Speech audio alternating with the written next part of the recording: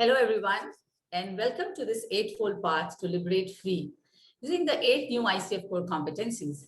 My name is Siri, and I'm the director for Innermost Shift Coach Training. This eightfold path to liberate free using these ICF new core competencies is actually a journey to spread awareness of the impact of these competencies in coaching and also in this new world normal, and how conscious use of these competencies can really create a remarkable difference in our everyday lives. So in this endeavor, we have partnered with various outstanding MCC coaches who will take us through their journey of applying these new ICF core competencies and how they have helped the coaches to be more present, to listen differently, to raise the engagement level with the client, and much more. So today we have with us Jenny Williams, and using an approach she describes that as deep challenge with deep care. Jenny's coaching is underpinned with 3 cornerstones of expertise. She is one of the 60 master coaches MCC in the UK. Wow, that's brilliant. A deep understanding of the personality structure using the Enneagrams, which she uses in her coaching style.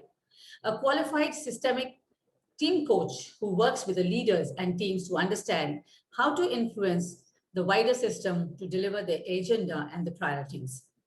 Jenny is obsessive about her continued learning to maintain her edge and is committed to a minimum of 10 days professional training every year. Amazing. She's also the co-author of the book, What is My Type?, which is focused on understanding the personality types in the workplace using the Enneagram, which is a personality growth system. She's also the author and speaker on the millennial world, helping both millennials and non-millennials to be able to flex their style and succeed in the workplace, and also volunteers for 2 charities, Friendship Works and Smart Works. A highly experienced and qualified executive coach, working with the leaders and the teams to unlock their potential. Jenny has a broad client base, including L'Oreal, Coty, Fitbit, Experian, eBay, Cambridge University, Welsh Government, Ministry of Justice, and many more. Prior to coaching, she has worked for over 17 years at a senior level in marketing and sales in UK and globally as a creative director for Nokia. Previously, she worked for Mars Confectionery, News International, and as a consultant for L'Oreal, all of which have extremely different cultures and structures. The first and the senior experience allows her to deeply understand the client's organizational context. Though her career coaching, she helps talented people to work out their best next move and is also how to get it. She understands what the person wants, how to present themselves, and not to be a cardboard cutout for the next person to stand out. In short, why them? Providing confidence, clarity, and the edge at every step of their research. So welcome, Jenny, today for the session. Thank you. It's a real pleasure to be here and lovely to be asked. So would you like to share something? Yes, I was really excited to talk to you about ethics, and I think in part that was because of my relationship with the competency. When I first started as an ICF coach, I looked at all of the competencies and I read the ethics and I thought, yes, that's okay. I get that. I'm an ethical person. But I want to focus on the other competencies. I want to focus on, asking direct communication, powerful questions. How do you do that? And I was attracted to the other competencies because I looked at ethics and I was like, well, I'm an ethical person. Of course, I'm going to be ethical. I get confidentiality. And I was a little bit dismissive in a way, not dismissive of its importance, but because I thought, actually, this is how I operate. And actually, as I've got more familiar and my understanding has deepened and I have done more work in this space, my goodness, this competency pops up every single day in my work. And it challenges every single day. And so it's so important, and I think it's almost easy to dismiss because as coaches we kind of come in and think we're good people. We are going to try and do good, and let's look at the other competencies because there's more growth there. But actually within the ethical competency, certainly my journey with it has I guess, deepened considerably. I'll give you a very small example, Siri, and this is last week. So I do some coaching with an organization, and I coach a number of people in that organization.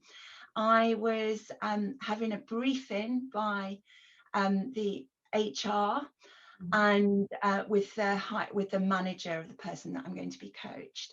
And in that conversation, one of the people said, Jenny is the coach of such and such. So suddenly confidentiality of my other client in the organization is broken. Mm-hmm. I didn't do anything. Mm. What do you do in that situation? And that's a really live situation. That's only 2 weeks ago. And so, and afterwards I thought, oh my goodness, what do I do here? So there's two very, the competency for me is very clear. One is I signal to my clients that this had happened. And two, my conversation next time with the HR director is I need to talk about that. Mm-hmm. I need to say, actually, we can't share who the other people are that I'm coaching in the organization, because that breaks confidentiality. And that's going to be a difficult conversation. I know it's going to be a difficult conversation, but the code of ethics guides very clearly around that, and that was only last week. So ethics comes up every single time. Should I talk a little bit about some of my case studies? Oh, definitely, yes. Do share about your cases, how you have used this competency and how you have, your coaching style and how this really impacted people. Yeah, so I'll talk, we'll talk about the first one. So this is something that happened last year. So to give you some context, I have worked with this individual in different ways over quite a long period of time. So both as in a coaching relationship with the individual, and also they have referred me into the organization to work with other people. So we have a long history. So that's the first part of this. And in this organization, this individual, so you notice I'm protecting confidentiality already in it by deliberately being not specific, invited me in to meet with their HR team, because they had an individual that they worked closely with that would benefit from some coaching. And that's quite normal. You get referred and so on. And so I started working with this individual. Now, as the pandemic in the UK got more and more serious last year, and at the point where it was happening, we found that certainly from a work perspective, people were getting more stressed, they were under more pressure. Tensions were rising, the heat in the organization was really there, because people were finding it very difficult. So again, that's the wider context. What happened was, so there's there's my current client, I'll call it my current client and my old client, to be clear. My old client phoned me up and said, it's not working with the current client, and then downloaded a whole list of misdemeanors about my current clients. And what do you do in that situation? I'm not coaching this person, I'm coaching this person, but I have a relationship with the old client. Right. And more importantly, I can see that the old client is suffering. And some of that's because of the wider system. It's what's going on with the pandemic. It's because of how it's set up in the organization. There is a lack of clarity around the, the roles and responsibilities. Mm-hmm. And I can see some personal tension between the two. And so, as a human, your instinct is to kind of go, how do I help old clients? Mm-hmm. Like I can see what's going on there. As a coach, and as when I look at the ethics, actually, this was really complicated, but it's very clear. Mm-hmm. When I look at the ethics, I am in service of the new client. Mm-hmm. And actually what I had to do, so the first thing that I did was I had this, so we'd swapped messages, long messages, and I thought, this is getting messy. Mm-hmm. I see this getting messy. So the first thing I did was I called my supervisor, because I felt like I was about to get into conflict if I didn't handle this well. And I think that is part of the ethical competency around, responsibility towards professionalism, responsibility, towards the clients, because I wanted to take this to supervision and make sure that I was going to do the right thing. My supervisor is brilliant. I can phone her up and say, I've got a live issue, so I don't have to wait for 3 weeks' time. And we did that. And it was a really quick conversation. It was 20 minutes. And it got me very clear about the ethical piece on this. My responsibility was to my new clients. So I went back to the old clients and I explained, actually, I'm concerned about what you're experiencing, but I need to be very clear about where the boundaries are here. And my work is over here with the new client. And that was quite difficult to do, because you want to support this person, but actually Brené Brown talks about clearing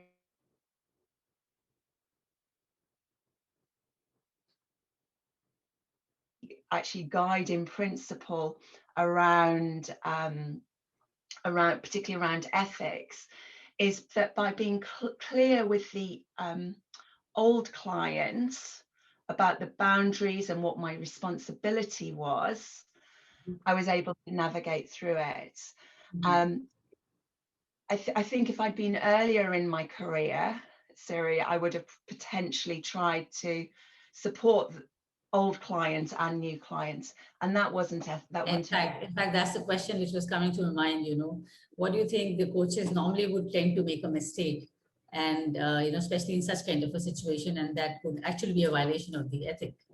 It would, because you can see what's happening with the old client, and you want to support, but you can't, because it ethically it's messy. And as soon as you and I think particularly with organizational work, because interdependencies, so many different places, that's why the code of ethics keeps popping up. You've got to be very clear and very boundaried around your scope of work. I think it's different when you work one-to-one privately, because you don't have that context. But if you're like me and you're an organizational coach, and invariably you end up working with a number of people in the organization, you almost in your head have to have these sort of cast iron walls where conversations are boundaried. Absolutely. So has it happened ever in your experience that because of the competency or the ethical part of it, that there has been a time when living by this competency made you maybe cancel a contract because it was not following up, the ethics were not being followed? So has it happened that? It hasn't happened where I've cancelled the contract, but I've changed how I do it. So I would say early on there are some contracts that I shouldn't have taken, Okay. and I didn't realize. And that kind of segues into one of the other cases that I was going to talk to you about, Siri. So I'll talk about the case, and then I'll talk about what I've learned and what I do differently so I don't get into that position. I think organizations sometimes use coaching as a way of being seen to do the right thing by the person in the organization, and almost they know that they're going to get rid of the person, but they want to look like they've helped them, and they probably do this with the best of intentions as such. But I remember I'd done some work for an organization, this is a long time ago now, where I'd worked with a number of them. I'd done some training in the organization, so I was familiar with the organization, and I was invited to take on a new one-to-one client by their chief exec. This one-to-one client was reporting in to the chief exec, but it basically there was a position missing between the chief exec and my client, and it hadn't been filled. Very busy organization, doing really good, amazing work. And I think the chief exec had wanted the client to have some coaching because they felt that they hadn't spent enough time with them, but they also felt that they hadn't that they weren't performing. So I was brought in to work with them on some of their development areas. But what became really clear as we got into the coaching was that actually this client, the client that I was working with, was on a performance improvement plan, and actually the coaching was being used as a way of trying to assess whether or not they should keep the client. And that for me is not ethical, because you're not there as a test of whether or not this person can do it. It doesn't start from a place of actually what's the right thing for the client. And I think so what I do now with organizations is I will always ask questions when I'm taking on the client. Is that, and I'll ask them very direct questions like, you know, if this coaching does not work out, what will happen to the client? What's the outcome? What is it that you need to see in terms of the change in behavior? Because coaching is not a sticking plaster for an organization to work out whether or not the client should stay in the role. And so I think with hindsight, I would have contracted better with that in that client's story. And I definitely contract better now around that. And I yeah, like I say, I've asked very direct, will you fire this person? You know, is that a conversation that you're having? Because I don't want to be what's the word, implicit with the organization to be seen to do the right thing when they know that they're going to get rid of the what happened then? So did they, once you said that, you know, you're going to use it, so what did happen to the person? So they accepted, or what did it happen? So the person actually left. Okay. And I think it was a really hard lesson for me, because it you know, it damaged the process, damaged the person's confidence. And so I did quite a lot of work post the session to bring that person's confidence back up. And that for me is, you know, like I say, it was a really hard, where I don't feel like I'd contracted well enough to really understand what was going on. And I don't think they did. It wasn't done maliciously. most people go to work trying to do a good job. They're not trying they're not trying to fire people, they're trying to support people. And as as executive coaches, we can help organizations get clear in their thinking about what the purpose of the coaching is before we even start. Absolutely. So how do you manage, Jen, like, when you have the confidentiality, when there are multiple stakeholders and there are sponsors also involved, then how do you make it really safe for contract? Oh goodness, yes, That's something very critical, when you're entering into an organization, especially if you're moving at the top level, and then what do you do? Yeah, okay, what do? I am absolutely explicit in my contracting. And so what do? So at the start, before the coaching happens, I do this at a number of points. So in my proposal, I spell out confidentiality. So I say, once the coaching starts, nothing within the coaching conversation between my direct client and me is fed back to the organization without their permission. And that proposal, the coaching agreement that I get the client to sign states that as well. And then I verbally state it in the three-way conversation between the client, so the organization client, and my client.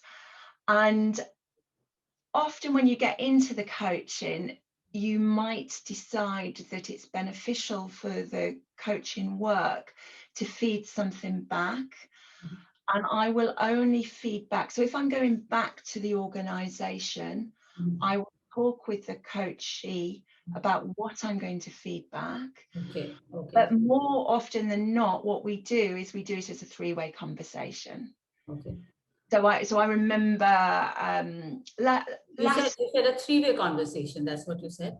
So yes, between you, the coachee, and then the third one will be? I'd be the organization, so the sponsor and the organization. So last year, for example, I did a catch up with a client of mine who I've coached with quite regularly, her director. We did a three-way Zoom call. Okay. Where actually they fed back. And if anything, all I was doing was facilitating the conversation. Okay. So I put structure around what needed to be said with each other. So what do you do then? You send the contract to all the stakeholders when you're signing up, let's say for executives. So everybody is being sent. That's what you do. Yes, I do. I send so in my language, I send the proposal to everybody. Okay. And in the proposal is my coaching agreement. And in that, there is a section that literally is confidentiality and a number of lines. It's really, really clear.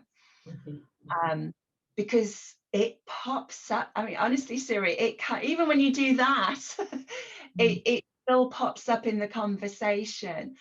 And for me, it's all right if my direct client wants to talk to the organization, they can do whatever they want. But I have to maintain the ethical boundary.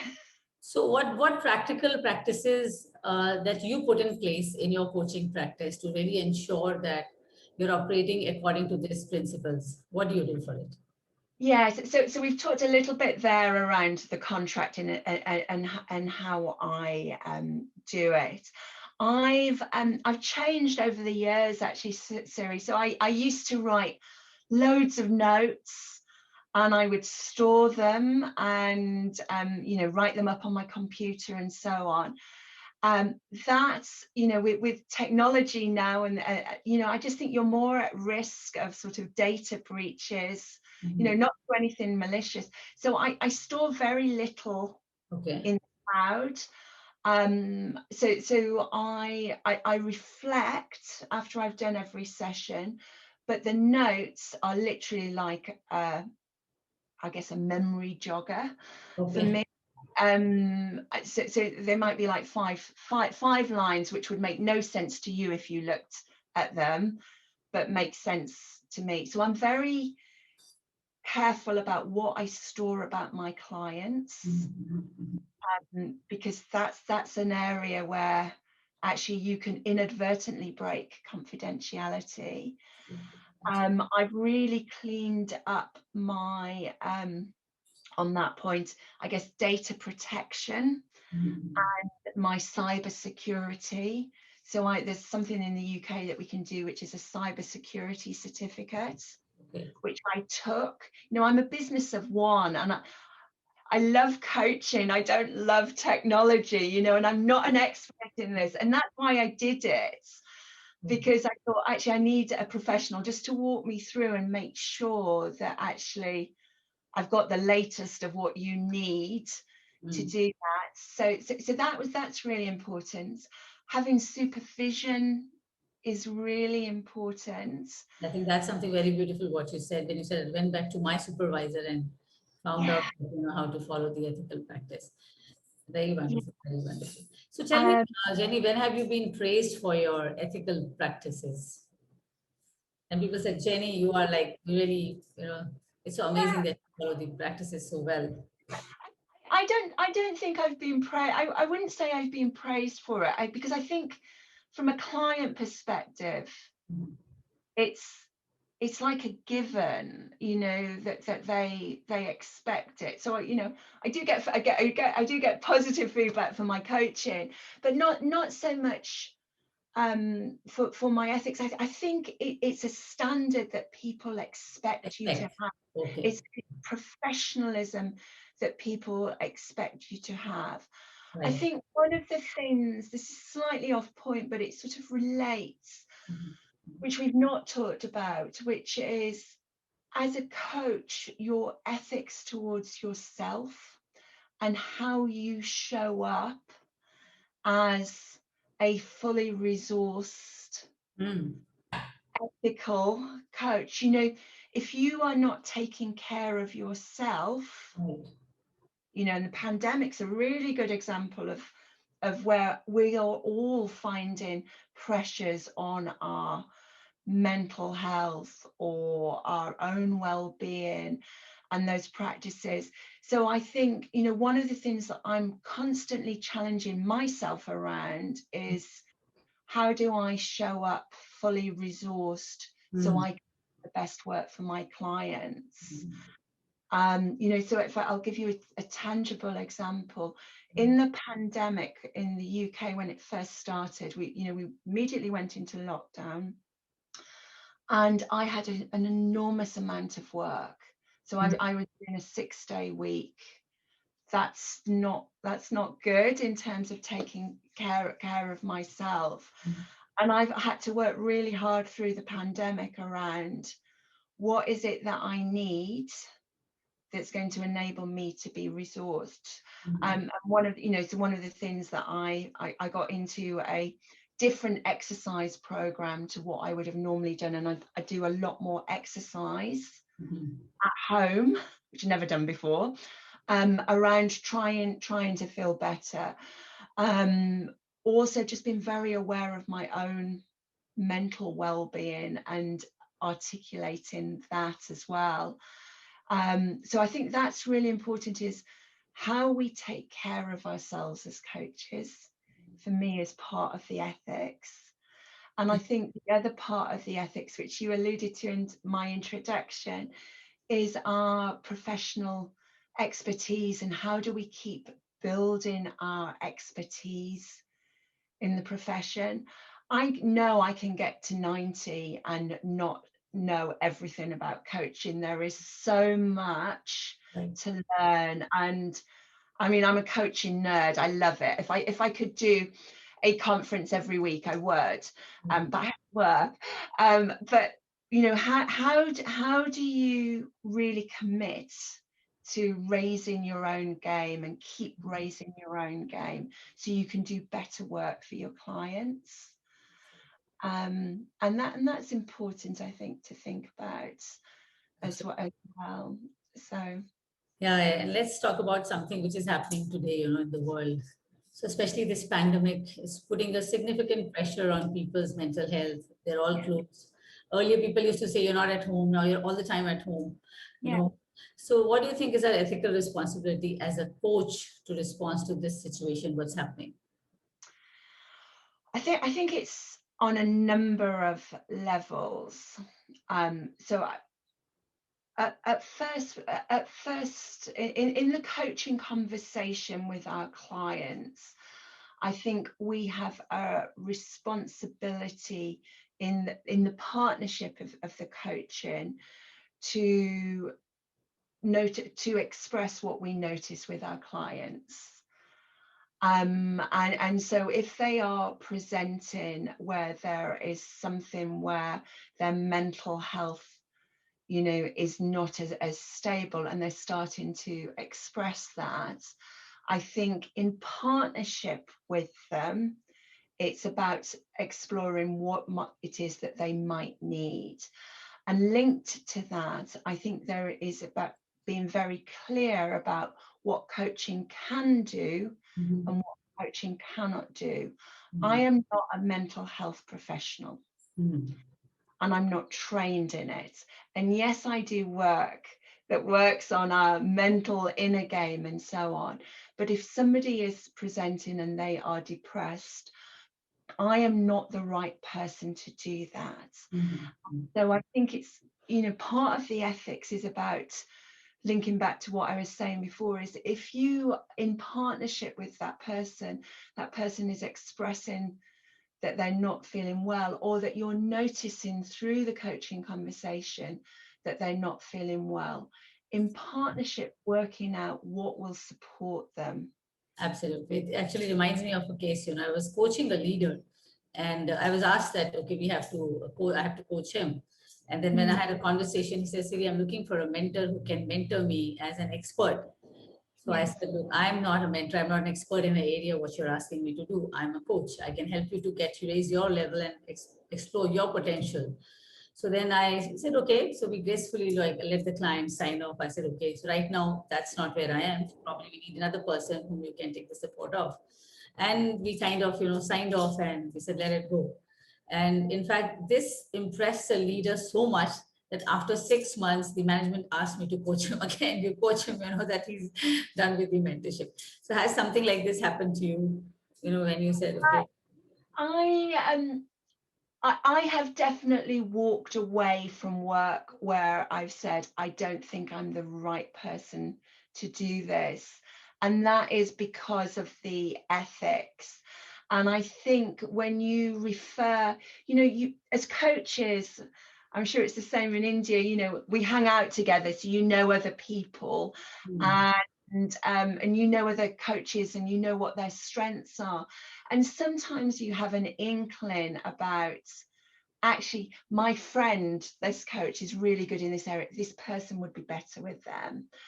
And I've done that, and it's funny, sometimes it doesn't flow back to you as directly as it has done in your example, but I firmly believe that if you follow the ethics and you do that, if I was to simplify, it's about doing the right thing for the client. The work flows in elsewhere. It always does. Absolutely. It always does. So how can the new coaches, Jenny, draw a line between a mental inner game and mental health one could be needing? How can a new coach draw a line between that? Yeah, I think it's around the the issues that they are presenting with.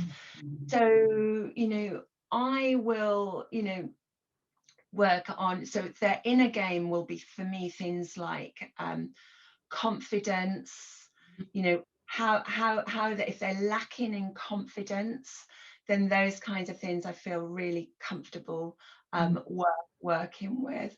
But if there is a very clear, I am starting to feel depressed, I'm feeling anxious, and I think so what I would say with for coaches is, your clients, how they normally present, and so if you are seeing significant shifts, then actually that's an alarm bell. And I think it's always for me about having the conversation with the client about what's best for them.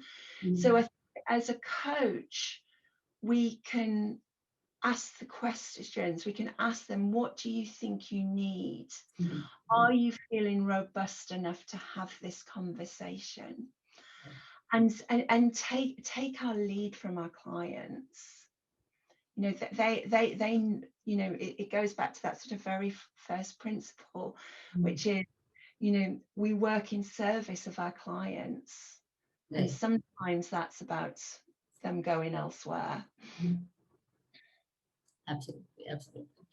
So talking about, you know, the ethics, definitely you have mentioned so much, you know, how we can really understand that what is requirement in terms of executive coaching when there are different stakeholders and how to handle that situation and still be confidential and still allowing the person to find out a difference.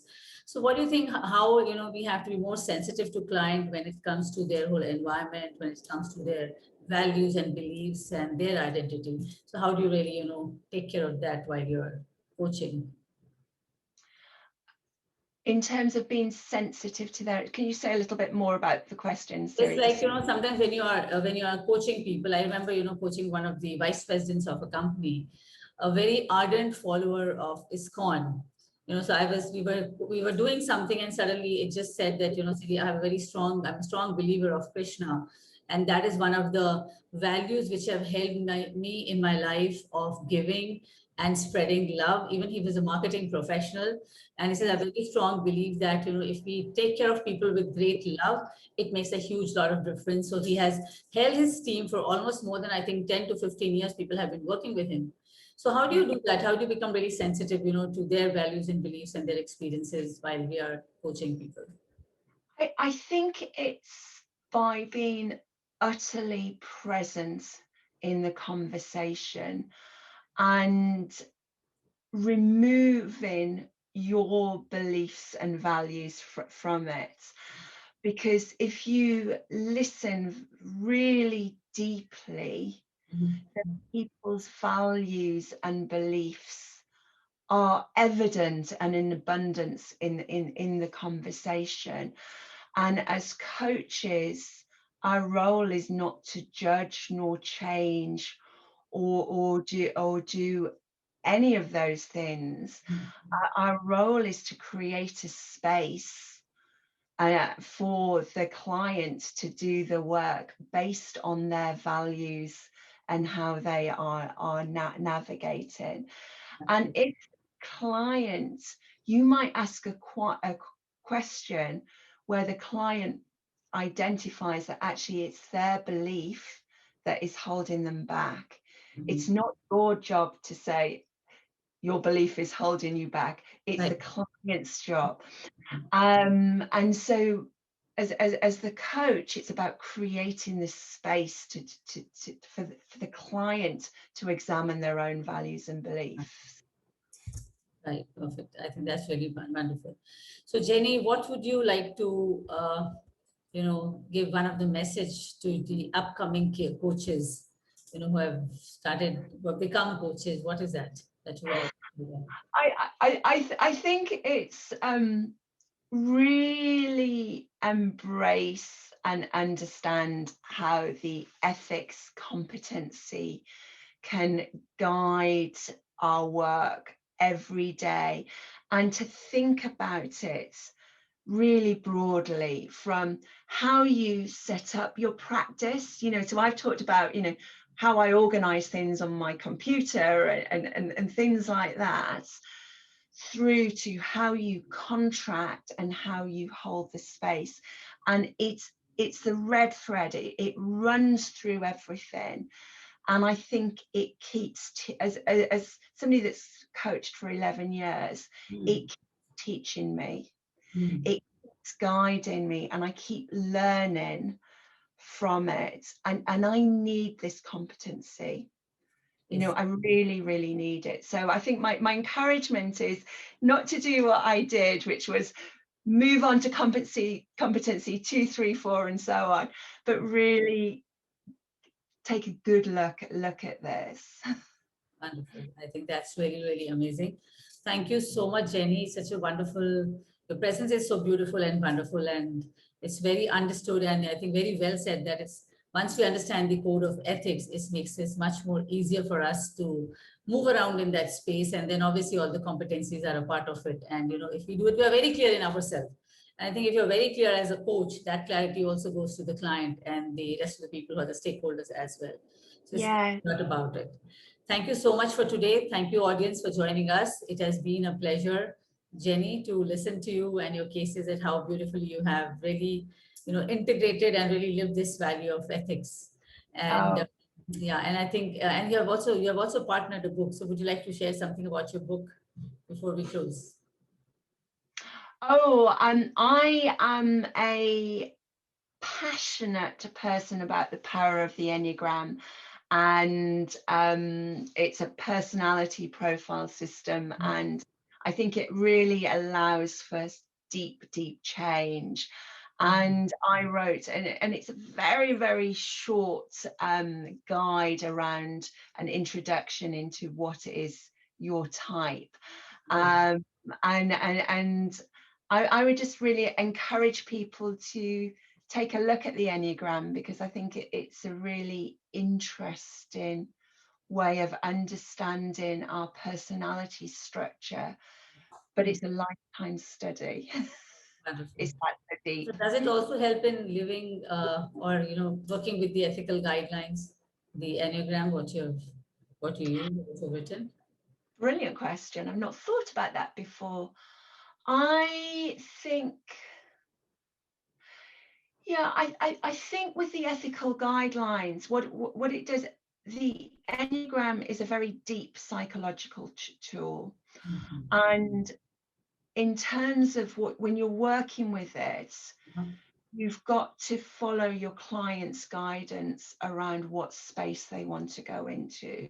Okay. It's not your role to take them into a deep space if they don't want to go there yet.